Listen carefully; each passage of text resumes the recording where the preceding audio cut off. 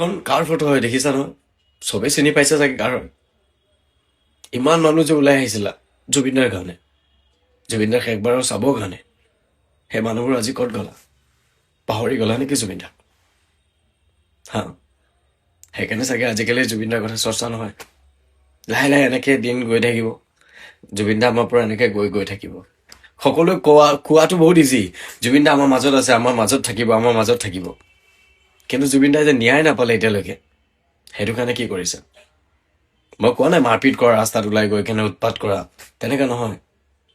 কিন্তু তেওঁ ন্যায় নাপালে।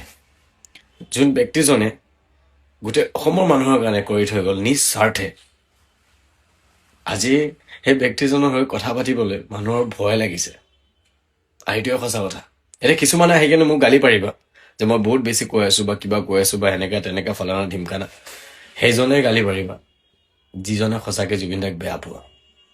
অনেষ্টলি কৈছো। আৰু এটা কথা, জুবিনদাই ন্যায় পাব বুলি মামাও কৈছে, আমাৰ অসমৰ মুখ্যমন্ত্ৰী ডাঙৰীয়া তেওঁও কৈছে যে বহুত জলদি চাৰ্জশ্বিট দিব। মই ভাবোঁ সেইটো যাতে মতলব মতলব কি হয় ন, তাতে যাতে একো ফল্ট নাথাকক, সেইটো ক্লিয়াৰ হওক। কাৰণ অসমৰ মানুহে বহুত ভাল পায় জুবিনদাক। অসম কিয়, গোটেই ভাৰতবৰ্ষ বিখ্যাত হৈ গ'ল এতিয়া, বহুতে ভাল পায়।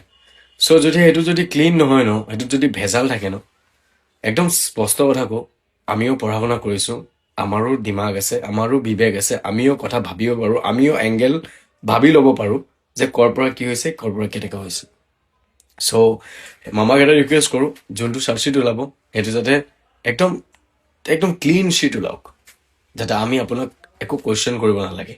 আৰু আমি এইটো ভাবিব লাগে যে সঁচাকৈ জুবিনদাই ন্যায় পালে। ইমানটিয়ে ৰিকুৱেষ্ট।